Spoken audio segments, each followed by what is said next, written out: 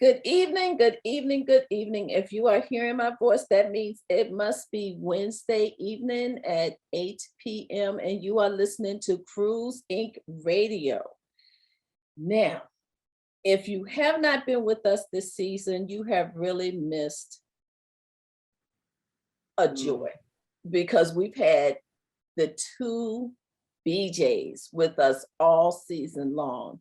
And who better to close out the season than the Empress herself, Miss Beverly Jenkins. So before I introduce her though, I gotta tell you guys, I gotta introduce my co-hosts. Please welcome Miss Cora Parker, who you all know as MsPrissy. Say hello, MsPrissy. Hello, MsPrissy and our Lord book lovers. Thank you for joining us this evening. Thank you, MsPrissy, for being so nice about that. Okay, and also Cynthia Buckner, who you all know as the beautiful MidnightAce. Say hello, MidnightAce.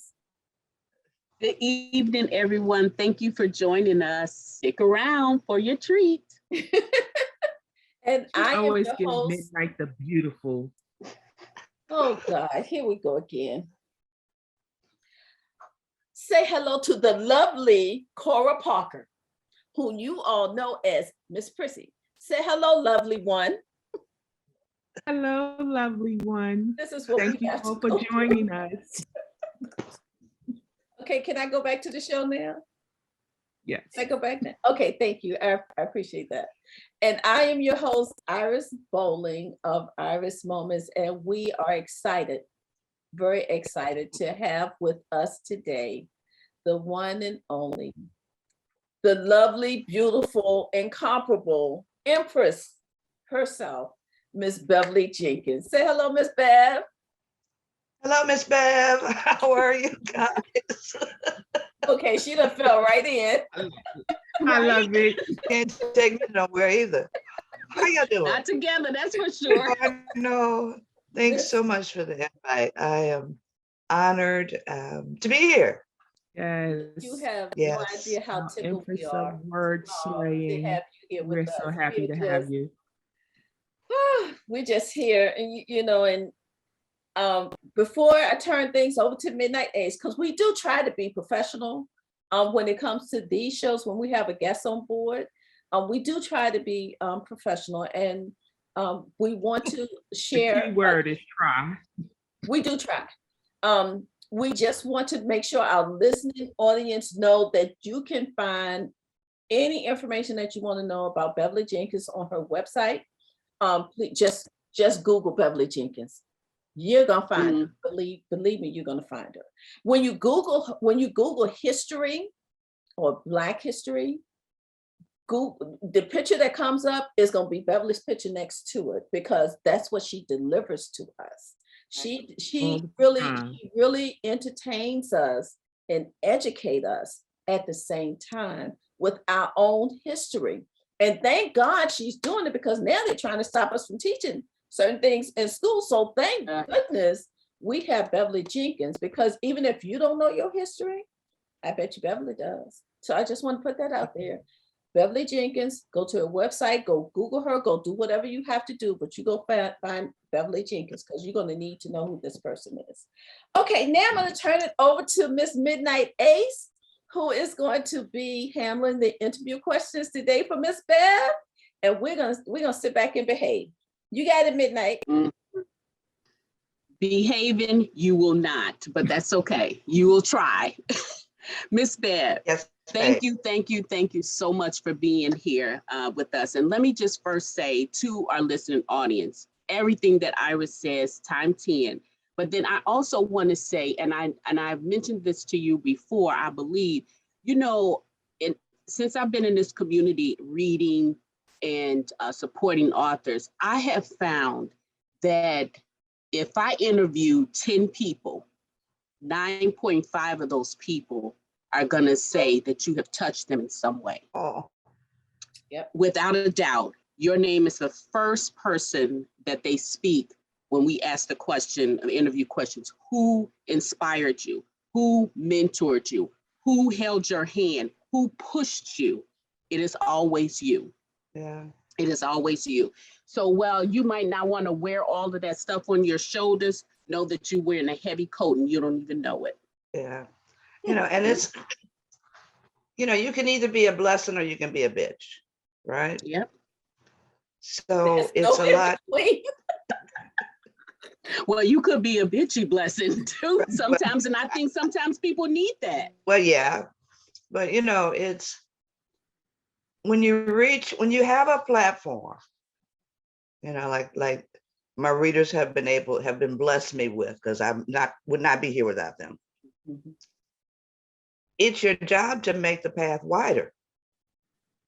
It's not your job to say, okay, I got mine, you get yours. Although some people do that. Yes. Do that. Yes, they do. But my mama raised me better than that. So if you have any kind of power, and I'm gonna misquote Toni, Toni Morrison, if you have any kind of power, it's your job to make sure somebody else has power Yeah. too. Right.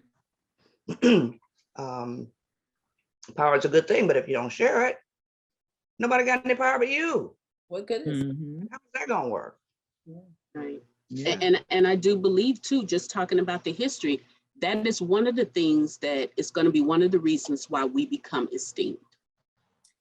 Because we don't know. We don't have what it takes to keep it moving forward for Right. the rest of the Exactly. people that's coming along. And thank goodness that we have you, but now it, like you said, it's your job. It's going to be our job to say, move this forward. Yeah.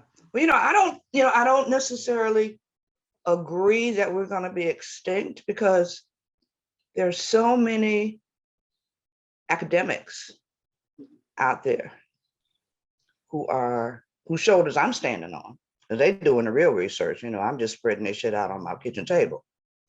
But they will continue to tell the story, because the story has to be told. It does. So I don't, unless they, just at the college level, say no more Black history, and I don't see that happening, because we got the HBCUs. They ain't been around for 300 years doing nothing. Exactly. That's true. That part is true. Right. So regardless of what happens, and we also have that oral tradition, of passing stuff down. That's the one that I fear the most, Ms. Bev, is Mhm. the oral, is the passing the information down from generation to generation to generation. That's the one I fear the most, because I think that we've gotten to a point where some of our children don't understand the importance of listening to the elders when they're talking about these stories. They want to sit there and say, oh, here she go again with one of those Yeah. stories. But those stories. That's my sons. But we did the same thing with our elders. Yeah, we did. We did. We did the same thing with our elders. And I'm hopeful, because there are, like I said, the HBCUs is full of kids, and they teaching them stories, and they're gonna have kids, and they're gonna pass their story down. And I looked on Twitter a couple days ago when Fumi had she's 28 years old. She's a year older than Night Song. And her collection of my books just blew me away, I because saw that. not because she had collected them, but because of her age. Yeah. Yes. Yeah. She was 28. She said, Miss Bev, I'm 1 year older than Night Song. And she has, for the last 3 years, been out there chasing down my books, and making a bunch of people envious on Twitter for the last week, going, wow. Yeah. But I know my older readers, my seasoned readers, my Mhm. foundation readers, have all my books. But to Mhm. see somebody of her age and her generation, Mhm. that was amazing to me. So, our history has never been easy. It's never been easy to pass along. It's never been easy to share. But, it's gonna be, because But we gonna be. it's such a wonderful, rich history that's out Mhm. there. And you tell it from a love point of view. Usually Yeah. your history is told from um, the triumphs of love. during all of these trying things, these trying times that we've had in our history. Right. You tell it from, I mean, just look at Indigo. Indigo Yeah. was, was based on the story Yeah. of the Underground Railroad and getting people, to safety or to freedom, Yeah. And look Yeah. at you told it from a love story point of view, Yeah. and that is what is just wonderful, is that you, in all the midst of all the craziness in our history, you brought the love. You let us see that there was still love out there, Yeah. no matter what. It wouldn't be here. And it's a very user-friendly way to teach African American history. Yeah, Yeah. it is. And I always say no test on Friday. You can internalize it and you can pass it on. And then you had some academics that don't like what I do. And that's okay. And I tell them, well, who knows more, who's selling more books? Mhm. There you go. But I think too with this and the difference between the academics and the way you're doing it and some of the other people doing it is that it's important to meet people where they are. Mm-hmm. You know what I Right. mean? That's so And true, I right. think with you too, let's just talk about your collection. Okay, so some people may not get it from a historical point because once they hear that word historical, they're gonna be like, I don't want to hear that right now, Right. right? Yep. But now you got these contemporary books that we just read for the last 5 weeks, and you're still giving it to us. We're still learning. Yeah. Yeah. And this brings me to a question that I have for you. You actually bask a plethora of knowledge, like you're a brainiac as far as I'm concerned, right? But now when you sit down and you put your pen to paper, is it by accident or intent that you teach? Probably by accident. Some of it's intent. I mean, there's no black and white way to do it. I think it depends on the story. Sometimes it would depend on characters. Sometimes it would depend on events. And I think that's the beauty of being a pantser, writing by the seat of my pants and not having a set way of doing this. That lets me be open to whatever I find. Now, for a long time, we didn't know where Ryan Fontaine was. Y'all was on my, I was calling y'all the folks that was whining about it, my Ryan whiners. No idea. For 15, almost 20 years, I don't know where he is. I don't know. Stop asking. And then when I saw the info about that archaeological dig, and that, number one, they found a hot sauce bottle first, which to me, stereotype or not, Black folks was involved with that place, right?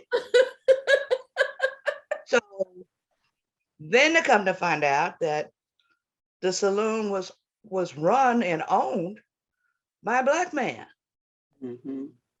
during the height of the Comstock load, when all the silver was flooding the country, and in fact they all that silver helped pay for the Union side of the Civil War. So I'm like, okay, I'm giving this to Ryan. Now I know where his ass has been for the last 15 years. He's been in Nevada. So that came from being open and being a pantser.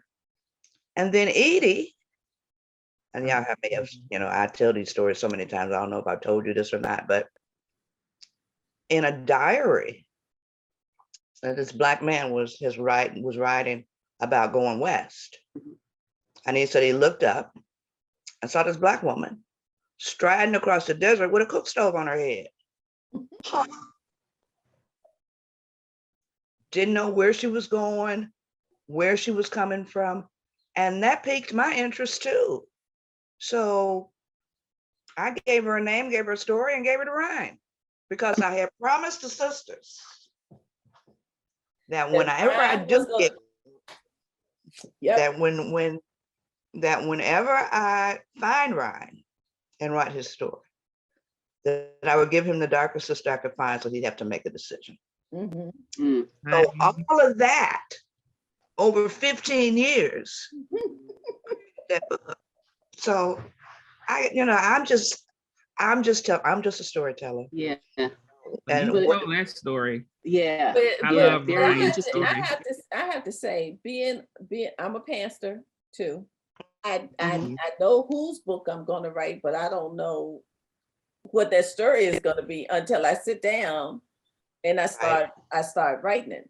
And then there's things that will stimulate the idea of the story, like what you did with the stovetop. yeah, That to me, and you did make that promise, and you kept it. mhm, Kept it. mhm, And you also made a Yeah. promise about sweet. yeah. And And it's Lord been knows I'm how many years? trying. How I'm many years trying. it's making? Oh, girl, we don't even want to talk about how many years I've been lying about that book. About But- 20. Yeah, at least. But I have some. I just finished Raven. Mhm. I have to go back and finish Blessings 11, because I had to put that aside 2 years ago because life was just not conducive.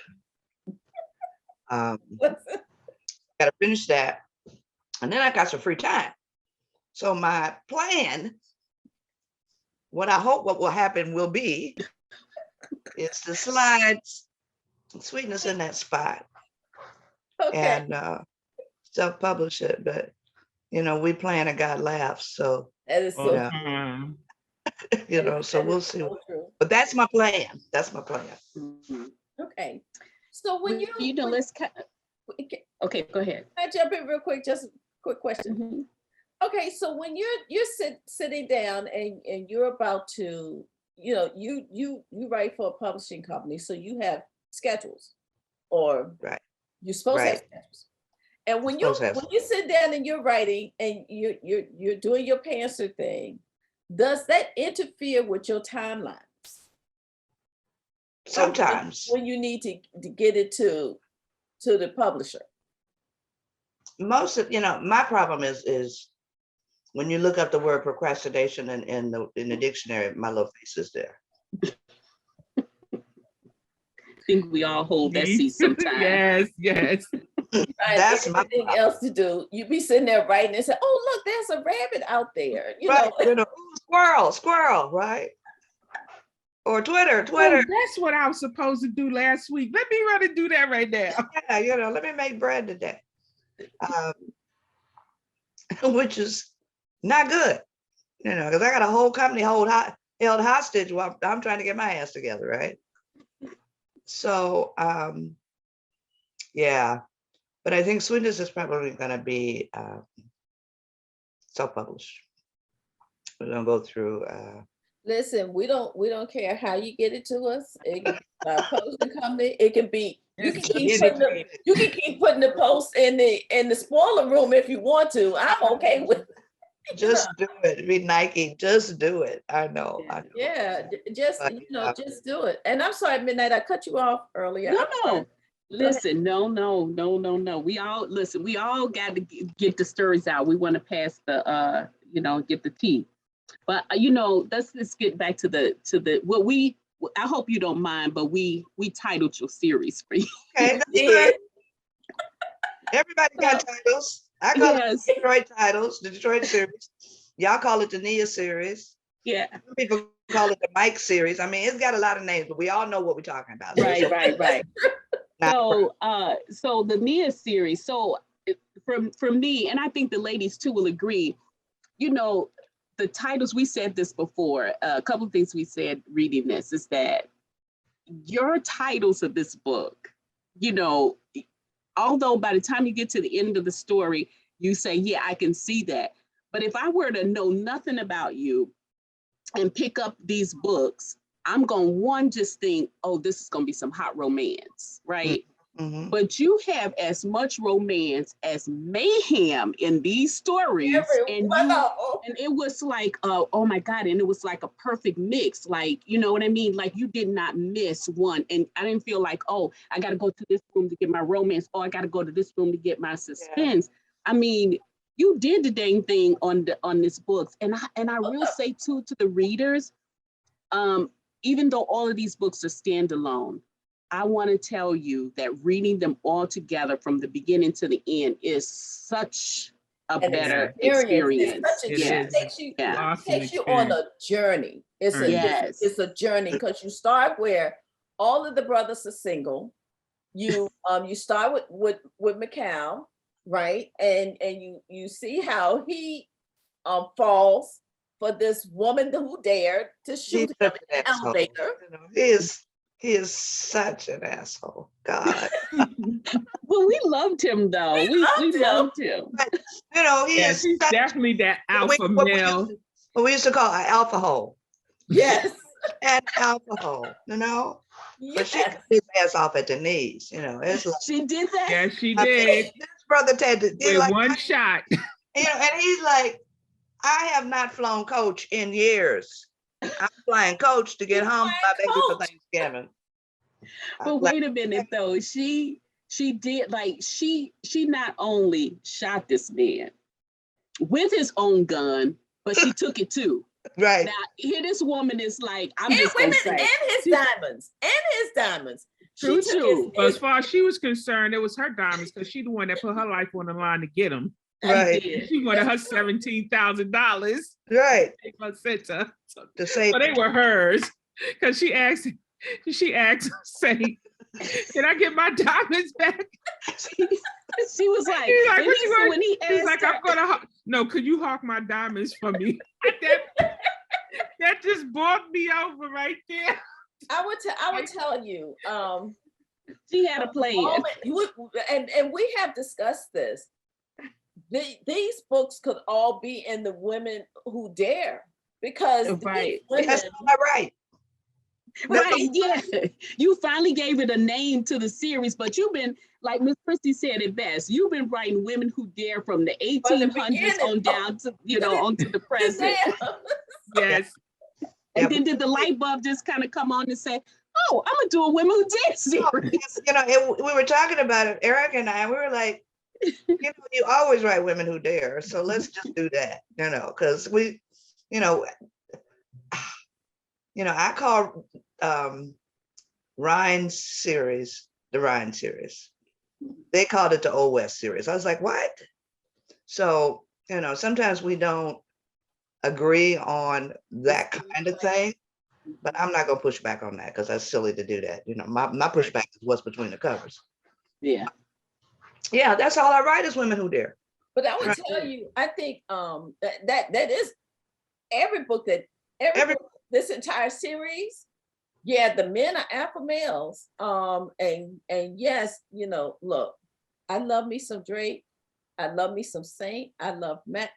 I even love Adam, Yeah. I love he was. So I love Adam. the men. I love a geek. I love the men, but the women, in this series that we did this go round, the women are like, I bet you won't jump up in my face. Right. I got something for you. Come on. Take no prisoners. And above, that's right. Give no quarter, take no every prisoners. last one of them. Yeah. Even Reese, when she jumped out of the taxi, she said, yeah, y'all men stay back there and fight. I'm out. And she was gone. She was hauling tail down that street with no shoes on, but I love that play. And left. Yes, she did. And say, okay, nobody told me I'm chasing Flojo. What is this? Right, and that's the other thing too, the humor you had in that too. But it was funny because she played that thing. I could just see her taking those heels off, putting it in that tote bag, and then she slipped out that door and was like, boom.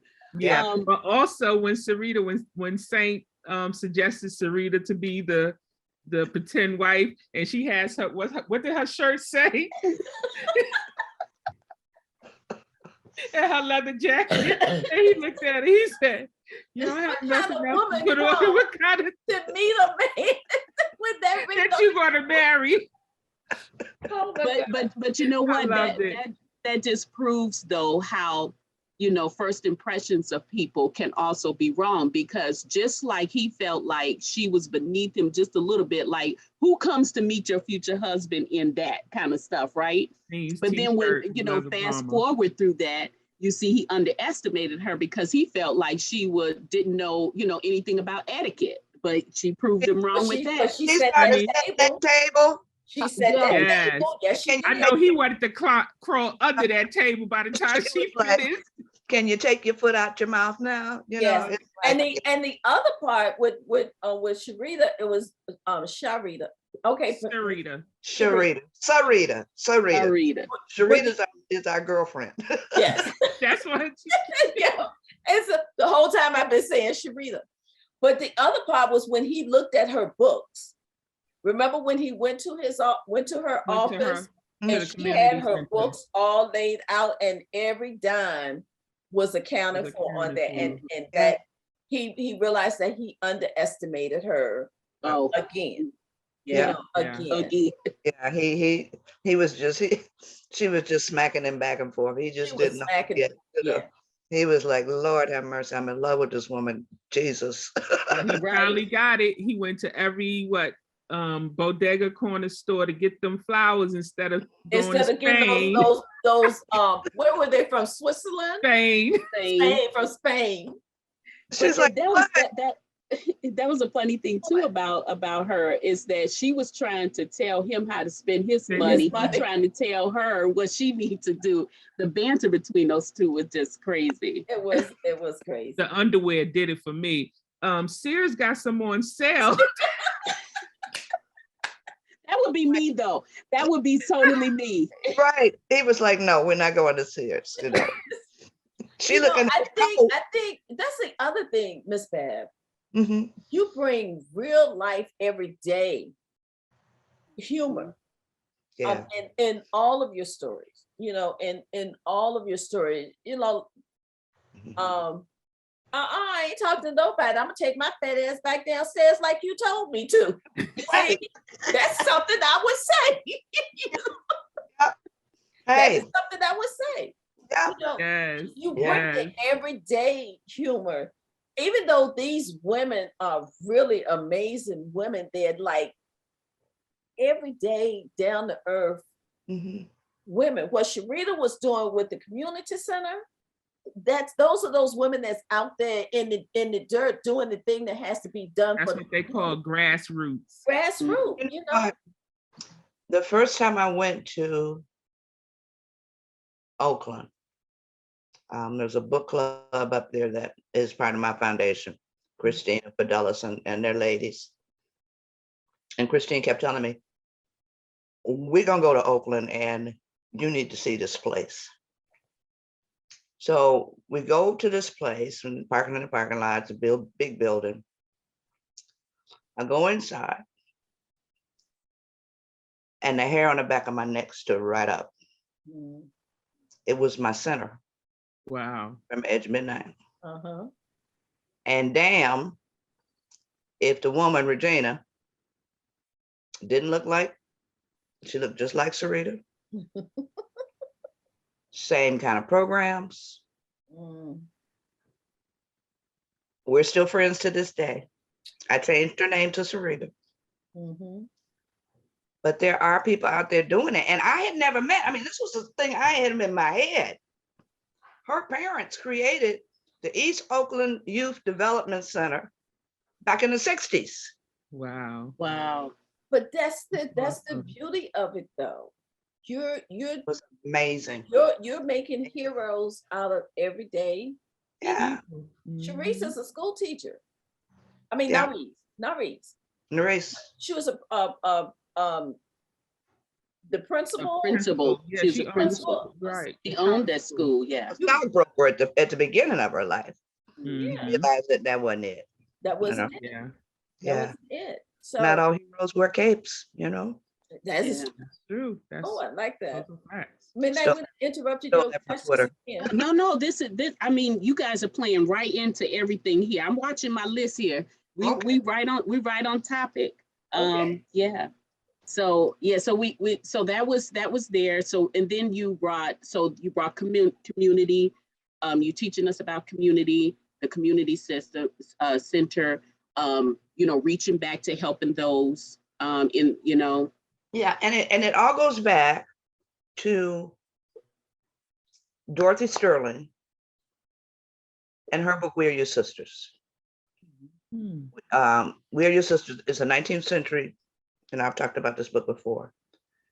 But one of the things that Dorothy Sterling said, the reason Black women were so successful, and we were very successful in the 19th century, is because we worked, whether we were slave or free. We had a commitment to community and social activism.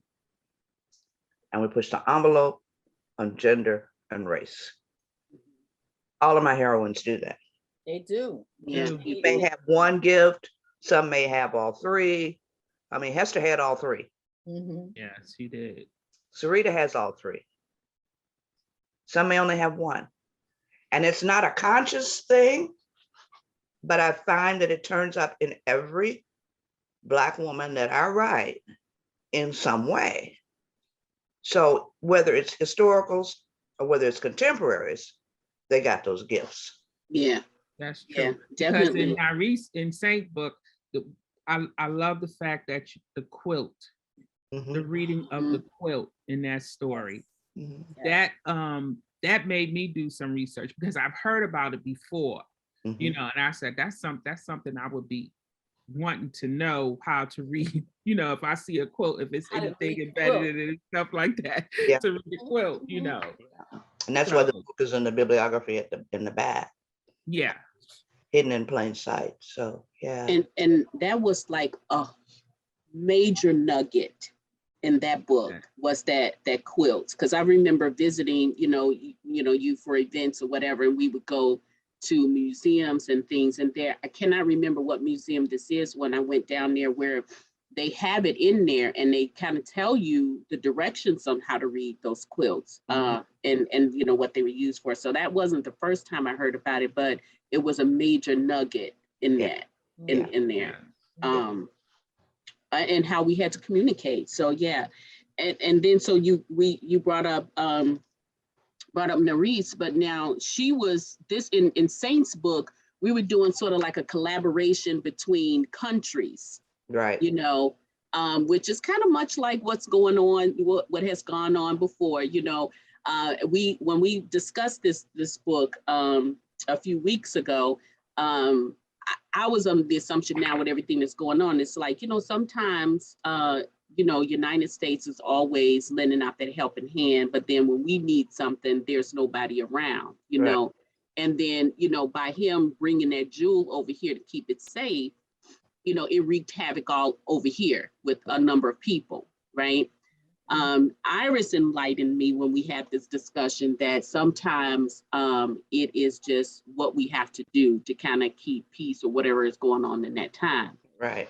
I feel like Sometimes sometimes I it's think we about should stay in our lane. stabilizing other parts of the world. Mhm. Unfortunately, when we had Mr. Orange Man in Gee. office, he unstabilized some things. Yeah. And that is why we're dealing with what we're doing now. So because we are that superpower, sometimes it's incumbent on the United States to sometimes balance, or just to bring balance to other parts of the world, because it could impact so many different things. Mhm. But then when it comes to putting balance here, Yeah.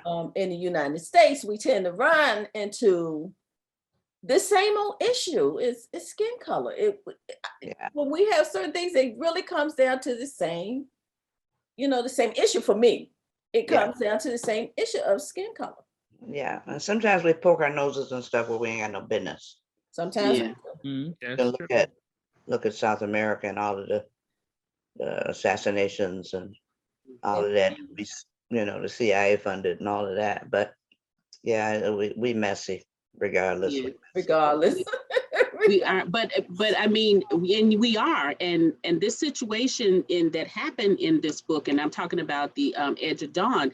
It Yeah. was messy. It was messy, But I think the story was told in such a way where a person can read it however and take it however they want, Right. but it actually helps us kind of understand some of the things that's going on, today and previous years or whatever. Yeah. So And yeah, so this, the other thing to think about is how long ago she wrote these books.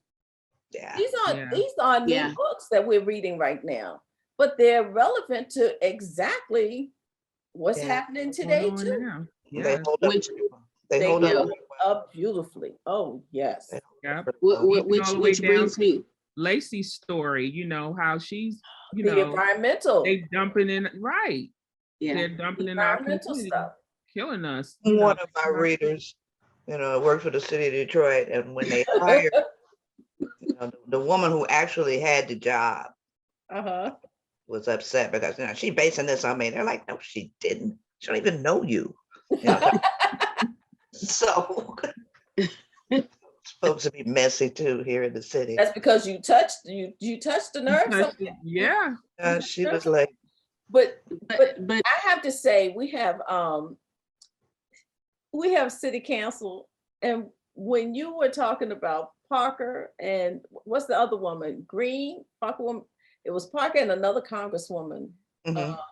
that was in there, and how they were in a press conference, and one was saying, well, I would be happy to have such and such as vice mayor, to work along with me. And then the other one said, well, I wouldn't mind if I had Parker as, vice mayor, and the thing about it is neither one of them was mayor quality. Neither one of them should have been anybody's mayor I know. anything, and unfortunately it reminded me a lot of our city Mhm. council.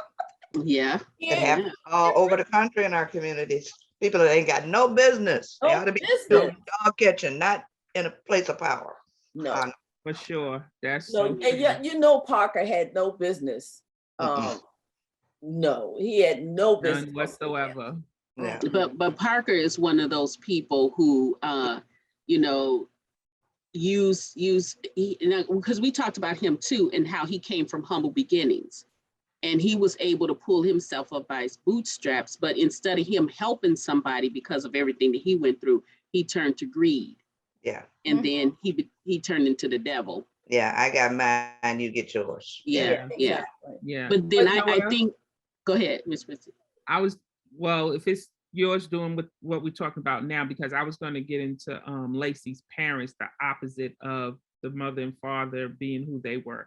So No, well, I was just, before we leave there, I was just going to say how important that group, the Bad, was, because they watched over the community. And I think we need more of that. You know what I mean? Where people can, drop a dime on some things that's going on, whether it be in your face or, anonymously, because and people now need to know we that. really do have sort of those things with camera phones and stuff. People, capturing stuff, not all of it may be important, but for those that pay attention, that staying woke, they see stuff, they snapping those pictures and recordings, so we But just when but we have to bring up, now that you brought up Lacey's parents, we have to bring up how Lacey's mama said, you want me to call it We call it fruit. Oh my goodness. I mean, she knew everybody. I mean, she just knew everybody. She said, I'll call them, She said, I'll call them. But my goodness, when you mentioned Farrakhan in there, I died laughing. Like, no, she did not. I mean, she wasn't playing. The FOI on point all the time. Yeah. But it brings those organizations, your story brought that organization to light. So giving them that shout out in that way, just that, we looked at some of them and said, oh man, they get ready to start trouble. They get ready to start, but they were doing good things for our community. I know. And one of the things that really I'm from New York, so the FOIs, True to Islam, they, especially in Harlem, I mean, they're all over, but they make themselves visible in the community. Yeah. To let people know that they're there to help and stuff like that. So, that's Go ahead. one of the things that I found amazing at the beginning of my career, I was at I think it was the Baltimore Book Fair years and years and years and years ago.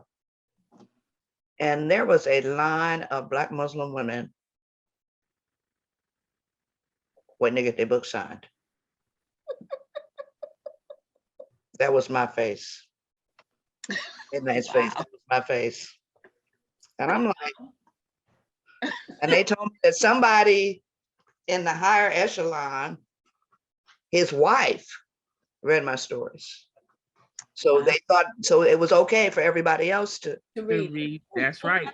And I was like, damn, you know. No. Listen, y'all sure? Do y'all know what she write? Yeah, I know she write. Sign them books. But that goes to show how many different walks of lives you are touching with your stories. What a wonderful tribute to you amazing. As an author. You know. Yeah. I was like, damn.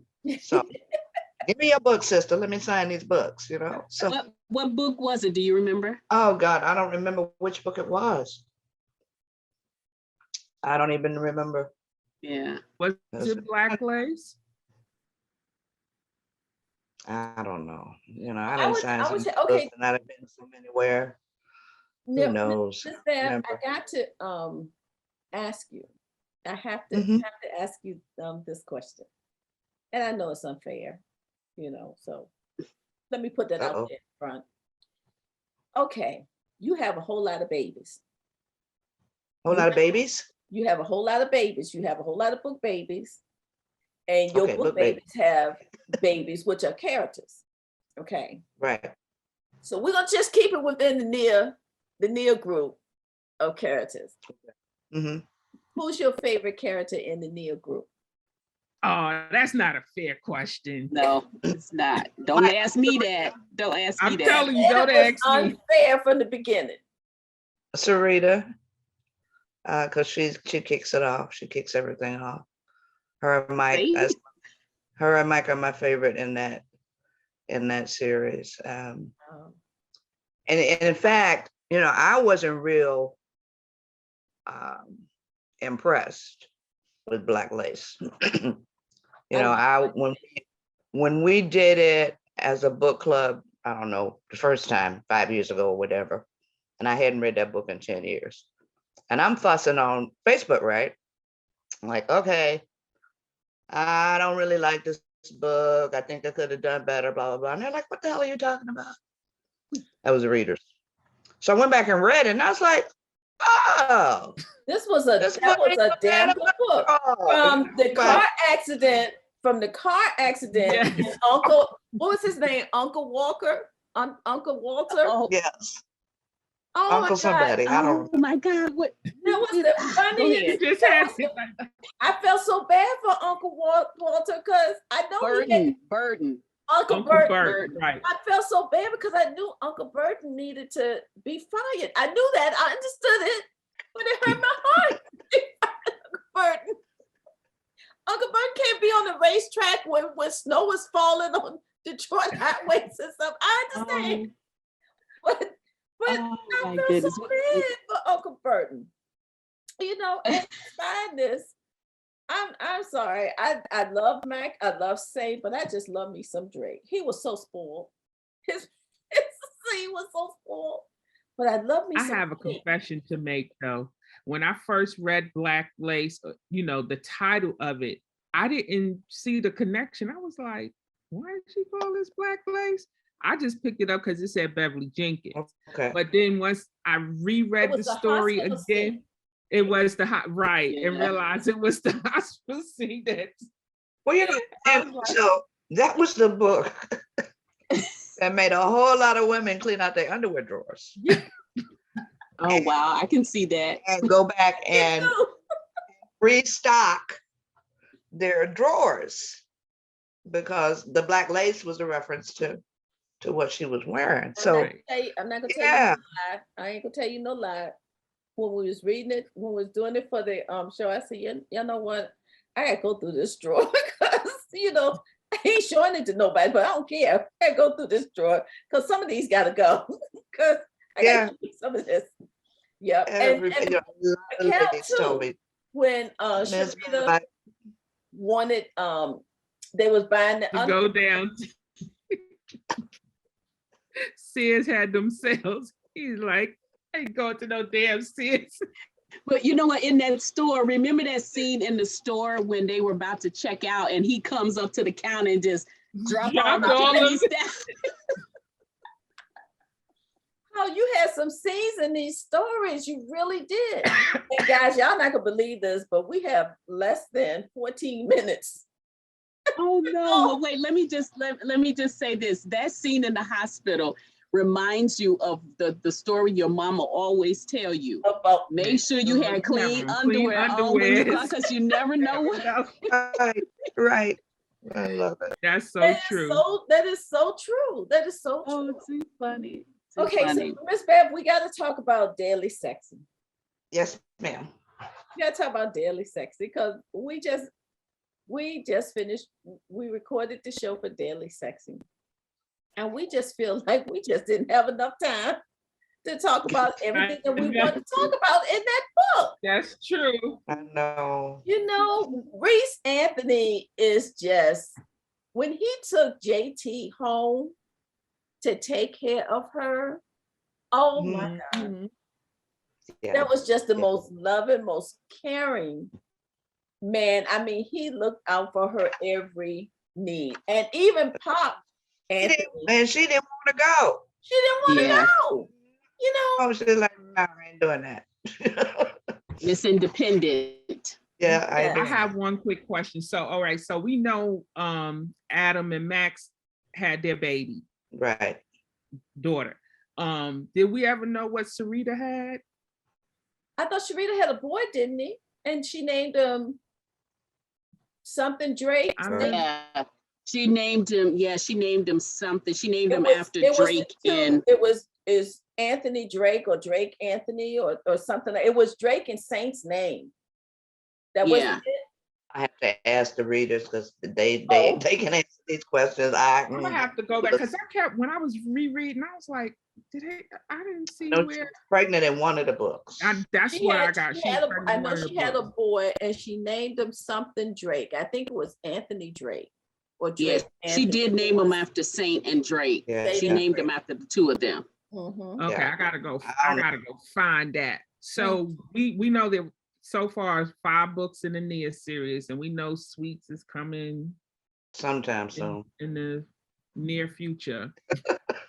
This millennial. I want to But say I this also too. love Oh. the story, the grandmother, the their father's mother, how Mhm. she, try to keep, her grandsons together now that she knows, and everything. So I know you haven't probably really processed or thought about it yet. Do you think their father's still alive? Okay. Yes. Okay. And Is that coming out in Sweet's book? Wait, she said and. Oh wait, Yeah. what's the and? and although the brothers don't know, the mamas know. Oh, Okay. Okay. Drake's mom. Who else? yeah. I think you mentioned something about Drake's mom had mentioned something about it. Yeah. Yeah, it was well, we know mentioned. Saint's mom The other, passed the other away. 2 moms aren't alive, but Right.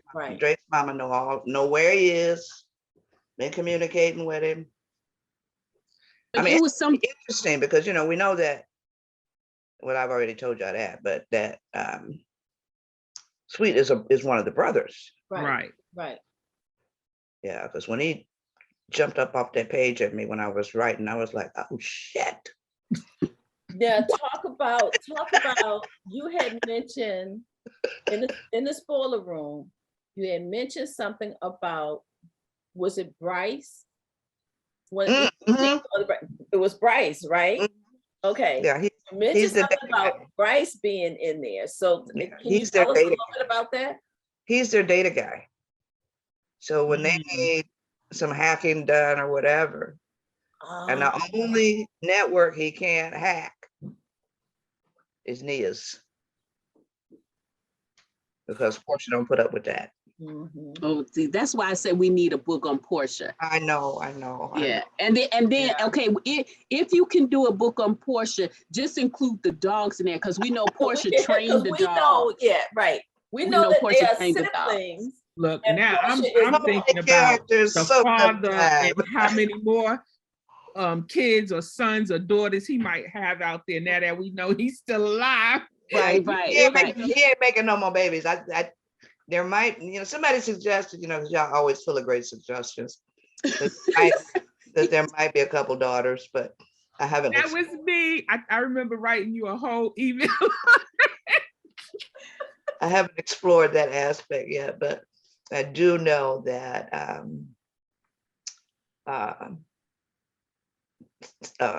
sweetness is a son. So I'm not even mad at that. I still can visualize Sweet when the guy from Mac's book, when Max and Adam left Sweet's place to escape through the tunnel to hit the highway, with the guy, the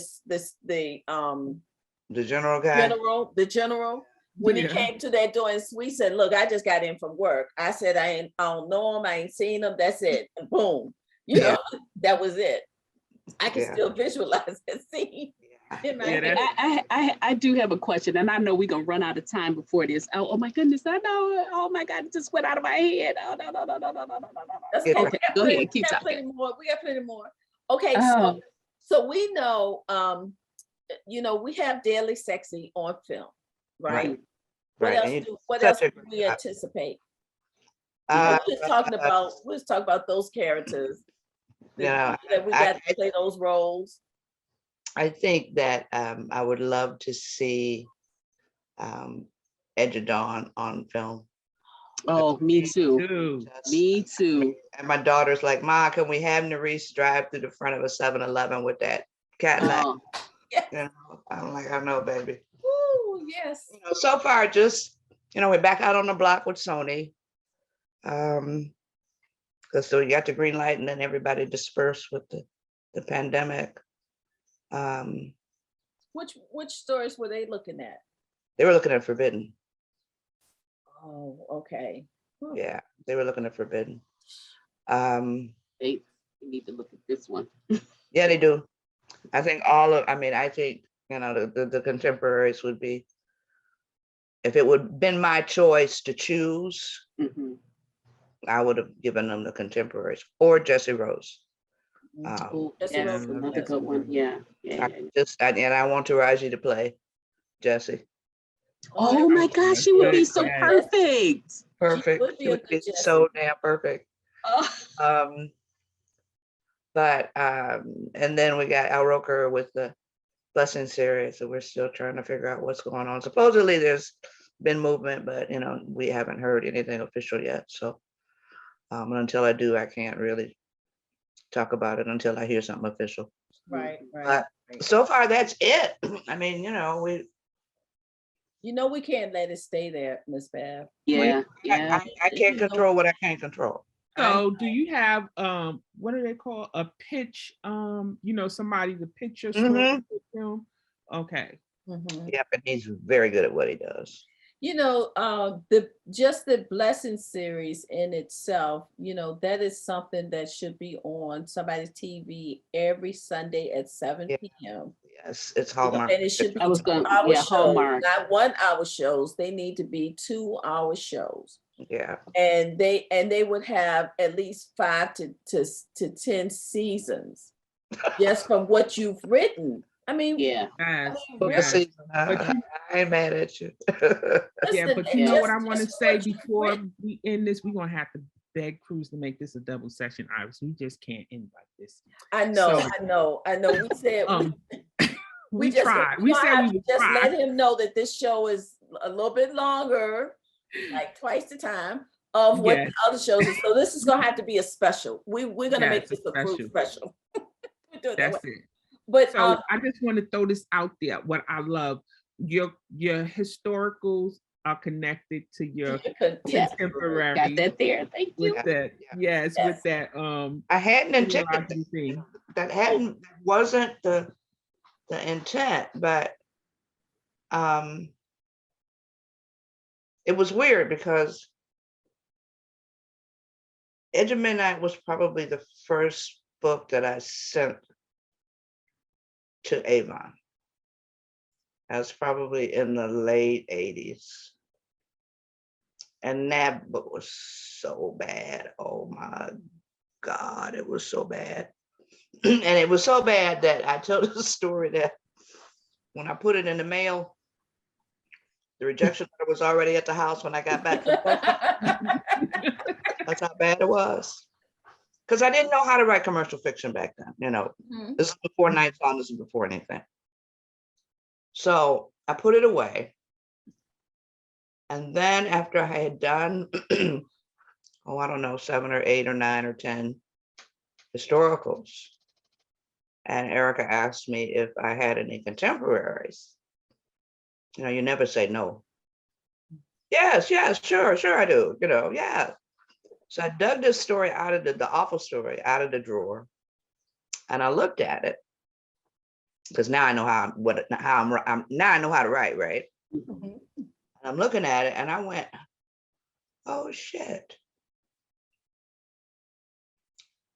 Sarita and Mike are descendants of Hester and Galen and Vivica and Nate. And everything in its own time. So those book, the bad book had to wait until you had the historical were written. Look at God. Look at God. A God moment. A God moment. Yes. I love it. So that was how that came about. And then when Nancy sold the Blessing series without telling me, and I had to think about who the characters were going to be. The more I thought about it, the more Julys came to the table. So they wound up being the main focus, even though, you know, we had some of what's that child's name? Carol Lee and him. Ian Jefferson. Yeah. Me and Jefferson story. And Chase. But yeah, so it, you know, it got to be a thing. So we got Reese and them are descendants of the Levesques. Yes. We haven't talked about the Levesques yet, MsPrissy. Yeah. I know. Yeah, there's going to be some more Levesque stories. Well, it's a couple of more brothers. There's going to be a cameo. Okay. It's going to be a cameo, Raven. That's all I'm going to tell you. Because I put up a list. We're going to play word search with Raven. I put up a list on one day last week, Thursday or Friday. I said, okay, look for all of these different things. Oh, yeah, I saw that. You could just cross them off as you go through the book, sort of like playing a word search. And one of those is a cameo from somebody that you know and love. There's also I was gonna say, like, so the reason why I think your readers always on your job is because what I love about you too is that, like, so, you know, I don't always get a chance to go back and reread a lot. Yeah. You know what I mean? But the stories still linger with me. So I may forget some stuff, right? But then there's other stuff that will always be on a little bit on the surface. So what I love about what you do is that your historicals are the historicals, but then when you write your contemporaries, you always bring a little bit of that in there, and then it makes you say, oh, you know, I remember that. And then you can either go back and just get that one book, or, you know, you don't have to read a whole series to get it. Yeah. So in the Julys, you know, from the Blessings, you know, for as much, you're still writing the Blessing series, so we're still getting a little bit of the Julys. They're not going away, because I love those. I love those. And then in your Rebels book, which is, you know, a newer book, you reference the Levesques, right, which was like, you know, way back then. So I mean, you keep us, you know, they never die. Those characters never die. Yeah. Right. And I Yeah. like that about, you know, reading your books, is because those characters that we know and love, they still get mentioned, you know, even though you keep writing new books. I had one Yeah, of I my, love the history connection. Yeah. one of the ladies who travels with us, Rose, Mhm. wouldn't read the contemporaries. And I'm like, well, why? Why? She said, because if I read the contemporaries, that means the historical people are dead. And I was like, See? But that's true. She's Well, got a point. However, what it does is let you know that those historical people have a legacy. You yeah, know, they're connected, you know, Yeah. to some people. you can always go back and so they reread. still live on. Yeah, So they she still was live not on. here. She was not Right. here. She was not Was having. Lacey and Narice part of any connections from the history books? Those two weren't, right? No, just the. Lacey was not. I think with Lacey, I just loved her parents. I really did love her parents.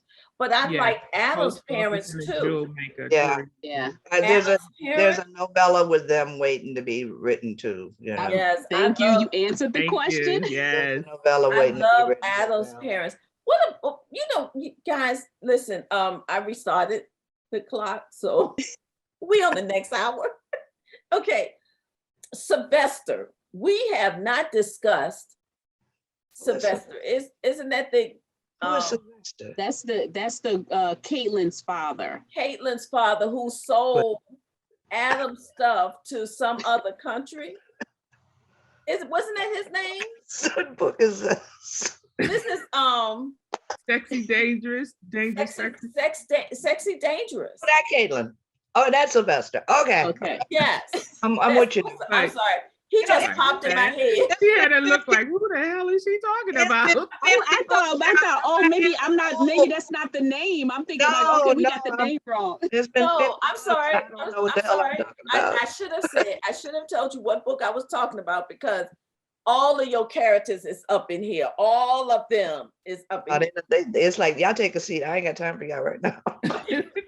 But I got new people Sylvester, tapping the wrist. Come on, lady, come on. when Love it, he love it. sold Adam's invention, His prototype, yeah, the prototype, right. where the hell did he get the nerve, Miss Bev? Where did you pick him up from? Oh Girl, my God. people messy. Was a professor though. He thought he had that right to a former student. People messy. Because he was Adam's professor. Former But he professor. got his though, so we don't have to worry about him. Yeah, he did. But Yes. I think he lost all of his connections, and he was trying to relive his life vicariously through Through Adam. Adam. Yeah. That is true. By But pushing you know, his daughter on him. Miss Bev, I shared this with the ladies when we were discussing Adam's, well, Black Lace and Sexy Dangerous. Mhm. In both of those books, you described Michigan Oh yeah. to such an extent that I had to see it. Yeah. And so I had to put Lake Michigan in my bucket list. Mm. And right before the pandemic hit, I actually got to see Lake Michigan. Yeah. And I was just in awe of the place, and now every time I reread one of your books, and you talk like in Drake's book when it went over to McCall's house on the island, the scenery, just the scenery itself just touched me It's a so beautiful much. state. You describe your places in such detail, even the little, in Narice and Saint's book, the little hick town in Georgia where the aunt was living. I want to go see that place. No, it was in Georgia. Okay. Oh, Florida. Another place in Georgia. You describe, are these places that you have visited at some point? Mm-mm. Or this is just The stuff for Lake Michigan, yeah, because Mark and I used to go up all the time. Mhm. And he read meters up there when he was in high school. He knew all the back roads, and he'd tell stories about running in the bulls and all of that, right? And now it's just so overdeveloped. I mean, you don't have that that hush on the land anymore that you used to have. But yeah, we would go up. Usually, we didn't go up. We try not to go in the summertime.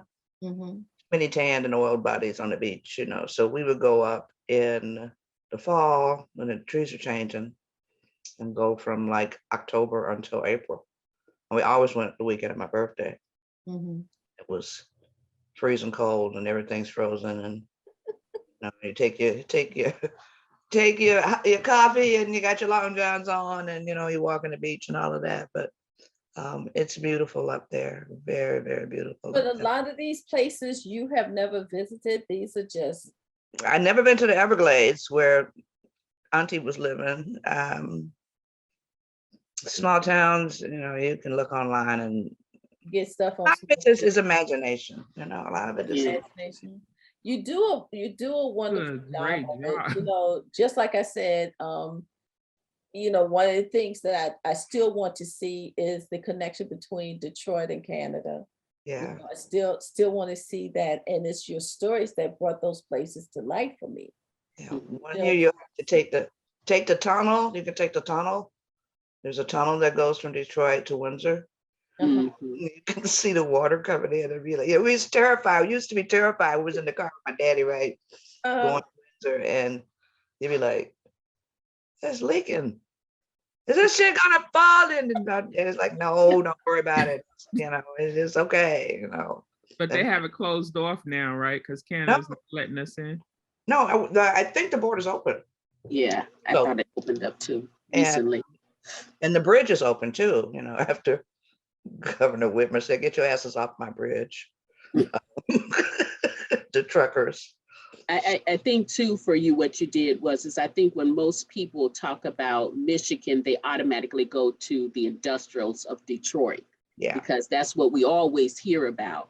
Yeah. But, and I don't know if it's still the truth, but for right now, I mean, it used to be Michigan was in the magazines, the travel magazines, as the place to go because they have so much stuff. And guys, they have a winery trail down there that is amazing. Like you need to take a bus and you just hit all the spots. It's just like almost like a whole road, a town of just wineries down there. Yeah, that's down by where Vivid takes place. St.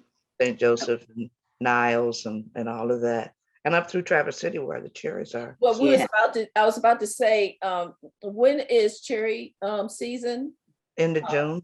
Okay, because we're gonna need some cherries. We're gonna need some of those black cherries. Yes, we are. We was remembering how hard it was for us to try to find cherries when we was trying to film. Yeah. We couldn't find no damn cherries to save our life. And I'm like, a year. Me and a couple of my roadies was down there when we were just about to film Deadly Sexy. We drove all the way down to Traverse, Michigan to try to find cherries, but we had missed the cherry fest like by 1 week. Yeah, cherry festival, yeah. Yeah. So I think what you do is you bring things to life in your stories that make your readers want to go in and experience those things because you make them sound so wonderful and inviting, in your stories. So it makes your readers want to experience things. I gotta jump topic for a little bit because I gotta get to your young adult books. I know we don't talk about them a lot, but they are out there and they are really good stories. And I often wonder if you ever consider continuing with those. You haven't? Because I think y'all were so mad. The readers were so mad. Because so when you do young adult, you spend most of the time trying to keep them out of bed, trying to keep them from sneaking off in the closets, trying to keep them from sneaking off into the back porch and doing stuff they ain't got no business doing, right? Right. So the next historical, and I don't remember which one it was, a lot of that spilled into the next book. And y'all on Facebook was like, no more young adult books. Because you're keeping the heat level from the adult books is being messed with by these young adult books. I'm like, okay, y'all. Oh, wow. I never thought of that. I never thought of that. Well, I love Jewel and the other one. So I mean, everything don't have to be heat. Jewel wasn't a young adult book. No, you talking about Josephine? Talk about Josephine. Yeah, Josephine. Josephine, Okay. yeah. All right, okay. I was getting ready to be confused again. I was like, wait, what? No, she talking about Josephine. Yeah. But you started with a J. The interesting thing about that, though, is that the first publication, there were no weddings. So when we did the reprint, for Kimani did the reprint, I had gotten so many letters from the young ladies. Did they get married? Aw. I know. So when we did the reprint, I put the weddings in both books. Oh. But you know that logically, I mean, you know, when you get to HEA and things are perfect, that's what happens. They get married. Yeah. Yeah. And then also, and forgive me, I cannot remember the name of this story. mhm. I might be mixing two of them up, but it was a young lady and she married the guy's father. And the father died. Oh, that was doing something. Before the dawn. Before the dawn. Well, Yeah. With the cornrows, with the cover. Yes. Yes. Yes. The problematic cover. Yes. Because of the cornrows? Yeah. It's supposed to have been braids. No brothers didn't have cornrows back then. Back then they had the braids. They had braids. And he was Cheyenne and black. So and I was riffing off of Francis's To Love a Falcon. I know which book you're talking about. I think it's To Love a Falcon. And it was the same brother for the cover, but they screwed up their hair. So I looked and I said, what is this? It's Snoop Dogg on the cover. Come on now.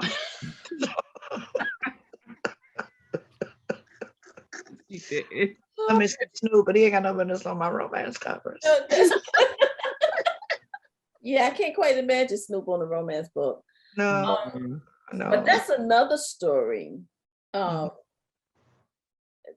was the first one that I actually I read and I said, I want to know what else is happening with that couple. I really wanted to know what else, where they went from there, because she had married the father, but she was never involved with the father or anything like that. He was her godfather more than that. Father, and then the brother, the son. The son. Yeah, that was a messy book. Yeah. I mean, sense of all of the stuff that was going on, and we had that crazy woman killing people. Yes. Mm-hmm. And and then the big shootout at the end, and then he was such an asshole, the main character, and yes, and then his half brother Seth, and I keep getting letters like, is he gonna get a story? No. No. Well, speaking of brothers. What book? Tell us what book, because I don't want to mess her up again. Neil and Olivia's book. I just want to know, Two Shafts gonna get a story? Like, you know the answer to that. How many times have I told y'all? You have to join the Two Shafts. What do we call it? This Two Shafts Support Society. Support Society. He does not get he don't want a book. Whole society, huh? He don't want a book right now. He don't want a book ever. I don't understand. I think it's final. Rest in peace. How do you handle that, Ms. Bev? When your readers is just insisting that everybody has a book. Everybody don't have a story. Right. Fan fiction. Well, what about in Edge of Dawn, Midnight? Walter asking what's her name to marry him. Sure. Yeah, they're married in which book? They're married in the next book. They're married in one of the books. Because Jerome was in a car accident. I don't remember which book it was. I think it was Black Lace. There- Jerome was in a car accident and Walter had to leave Lacey. He couldn't stay with Lacey that night, so Drake stayed with Lacey. Yeah. Right. They Right. had- Right. yeah. No, two chefs. You know, and the thing with chefs is that he couldn't raise his kids Comanche. Mhm. The culture was gone. Mhm. And then when he went to the Indian school and got traumatized, you know, you're gonna cut off his hair, cut off his medicine bundle, throw it in a fire, make everybody stand around and watch this shit get burned up. Yeah. Yep. I just finished reading Olivia and Neil's book again, and he was I telling love how they, that story. I love that story too. For me, that's Talking the about- best story I have ever written. And Oh, so far, wow. Wow. so far as the balance of everything, because you got humor, you got suspense, you got laugh out loud moments, you got pathos, you got poignancy, all of this stuff. Yeah. That one story. Yeah, that was funny, especially when they found out that Malloy's supposed to be looking for a church instead of a saloon. So I say, And his wife came with the kids. yeah, he said, Papa gonna get a whooping. He gonna get a Oh, whooping. Funny. But you do realize all of your books have that. I was gonna say, yeah. You know, Yeah, all I of think your, they do. all of your books have that. You give us the suspense, you give us the romance, you give us the funny. I mean, you give us it, put down the book, go laugh, come back and try to pick it up again. Wait a minute, I still can't get there yet. Wait a minute, let me go back. You know, you give us that in just about every book, from the historicals to Cletus. What's his, is his name? Oh, yeah, Cletus. In the Blessing series, and then I'm sorry, I think that the brothers Mike and Saint and Drake, when they are together, I think they are hilarious when they try Yeah. to deal with these women. Especially Drake, Really? because he, No. out of the two brothers, he's the most well-rounded one, you Yeah. know. But yeah, So in every I would book, love, and I would love to hang out with them. Yeah. So do Mikhail know that sweet? Do any of them know that sweet is Only their person brother? knows, only person knows is Saint. And he ain't telling because he want to be able to sit there and laugh when they find out about it. Yeah, but Sweet is older than him. Saint is still the youngest. Saint's still the youngest. Mike is older by 2 days. Wow. Oh, wow. Oh, that's gonna be an adjustment for him. Yes, it is. Oh my God, that's gonna be an adjustment for him. Wow. Well, maybe Saint won't be the youngest once those sisters come into play. Well, No, Sister Oh, no, Susanna, she done we'll told see. you, MsPrissy. Listen here, this one right here Listen, is listen. relentless. it's okay. She's what we call a true believer. I believe. I I have believe. I have But readers you who should have on your shirt. Yeah. Just believe. just believe. We can call them the true believers. Now, So, now Miss add it. Bev, Uh-huh. on the serious note, Yes, ma'am. I I just wasn't serious all this time. you know how I feel. You know Oh. how I feel about your work. I feel like your work should be in universities. I feel like they should be on film. Right. I truly, truly feel like they should be on film. If the means was there, if the resources is there, Mhm. what series would you want to put out there first in film? Probably the Nia series would be first. The entire Nia series? Yeah, because it's got all the elements. It's got, the car crashes. It's got it's got the guns. It's got the mystery. It's got the, all the stuff. Action. Everything that's now. Yeah.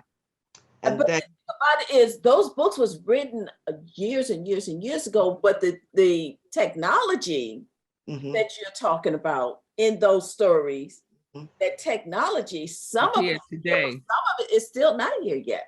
yeah, I know. Yeah, that's true too. Thanks to Portia. Yeah, yeah. So But that's be the series. And I would do Edge of Dawn first. I don't think Mike MsPrissy story is not as film worthy in my mind. Mhm. I would do Edge of Dawn first, What about Sexy Dangerous? Yeah, Max and Yeah, those, yeah. yeah. The only problem would be is being able to find the dogs that's gonna give us those facial expressions. I'm sure they're out there. There are people. Oh, yeah. Oh my God. Those were Rottweilers, and Rottweilers tend to be very, They're very expressive.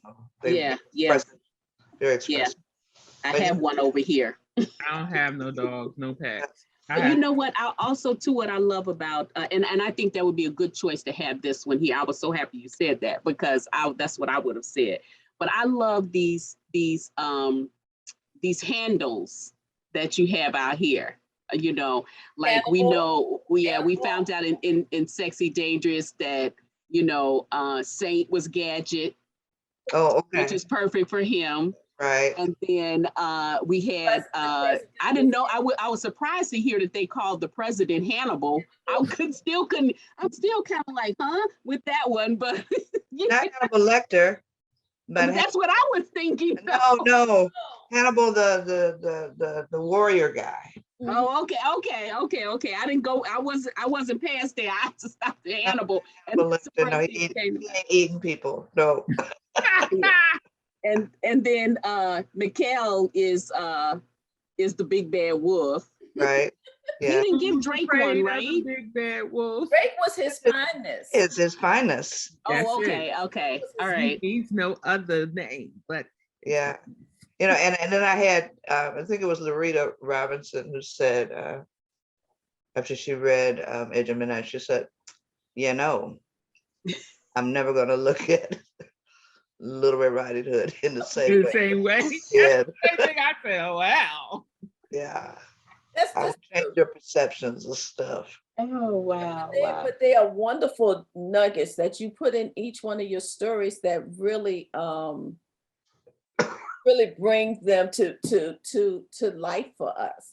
Mhm. Like, I like the Little Red Riding Hood, and I did too. I Me like too. so now when it comes to you as a teacher, and I think at one time you did mention you did do a class, or you did a lecture for, was it Duke University? I've done Duke. I was at a seminar for Princeton. I've spoken at a lot of universities. Mm-hmm. And my stuff is being read in a lot of different universities. The YAs have been done as an all-school read. So, they're out there. Forbidden has been picked up by a lot of university classes. So I had a university that wanted me to teach. And I'm like, I don't think so. I want you to teach. I got to get up every morning and put on clothes. I'm going to be there on time. No, thank you very much. I know that feeling. No. Now, ladies, I know Miss Bev said it was okay, but we really have gone a half an hour over. Okay, okay, I'm gonna close it down. You got 3 minutes. 3 minutes. Okay, yeah. 1 Okay, you gotta close this down. So Yeah. I got pie to eat. Who's out there, because we haven't chimed in, because I think we're sitting here like we really are sitting at the kitchen table and we're just talking. We haven't brought the listening audience here to let them know we are talking Beverly Jenkins, the empress of, oh my God, historicals, the empress of romance, the empress of women's fiction, or the empress of contemporary. She has touched on all of those areas. You can find Beverly Jenkins. You can go out there and you can Google her. My website is www.beverlyjenkins.net. All of the books are there. They are listed in various ways. I always suggest people read them in order. That way you don't miss stuff, but people read how they want. So my trusty assistant has them up in chronological publication. She's got them in series order. So any way you want to read it, the books are there. Miss Bev, I have to say this to you. You inspired me to write. See? Just I'm gonna take you back a little bit. You had the Yahoo group. Yes, I'm Yes. Yahoo. Yeah, we've been Always there. Yeah. the We had Yahoo. a great time on Yahoo too. We did. And out there, you used to say, just sit down and write, just write. And what I'm going to say may be controversial to some, but I'm gonna stand by it anyway. In my world, you are out there with Nora Roberts. You're out there with, well, you're above James Patterson to me, but Making a whole lot more money. when I hear people say their names, your name and Brenda name comes up. Oh, thank you for that. In my mind, because I think you are the cream of the crop. And that's my phone. Okay, I'm like, I know it's an unusual sound these days, but that's my house phone ringing and I don't care. mine rings too. I'm like, wait a minute. I got a landline too. That's all women, we got a landline. Me too. I got a landline. You are just the cream of the crop for me. And it is because of you that I was encouraged to go out there and try it. Didn't start writing until I was 50 years old, but it's because of your stories and the way that your stories touched me that made me want to go out and tell my stories, my way. So I want to thank you. You're doing a damn good job. Well, thank you very much. And I want to thank you for just being you by always, you said you opened the door and it's up to us to walk through, but you open the door because you share your information, you share your knowledge, you share your wisdom with us. It's up to us what we're going to do with that. So I want to put that out there and let you know, I just love you to pieces. Oh, I love you. We all do. I love you to pieces. Yeah, too. I just love you. I just love you One day, because there's nothing you can do about it. Beverly Jenkins event that I can get Didn't to. I tell you to be slow? It's not like we don't tell you. I'm sorry, Miss Bev. And she just want to take her time.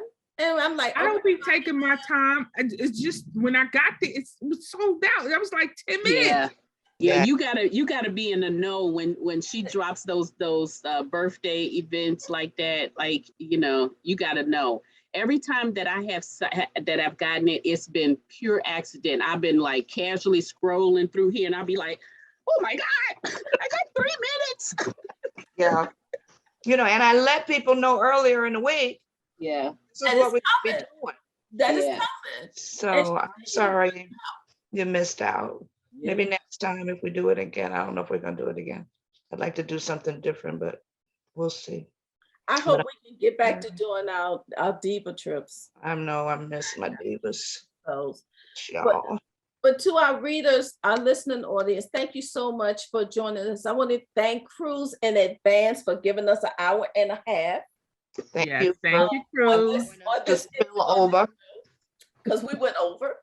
So I want to thank him in advance. And I want to thank my co-host, Midnight and MsPrissy. Thank y'all so much for coming out here. This is our last show of the season, guys. Yes, it is. And what a great 8th season it's been. Way to end the season, like this. So this is the end of our 8th season. And we want to thank our listening audience for coming out and spending this whole season with us and for continuing to follow us and everything. So thank you so very much, Miss Bev. Any last words that you want to share with the listening audience?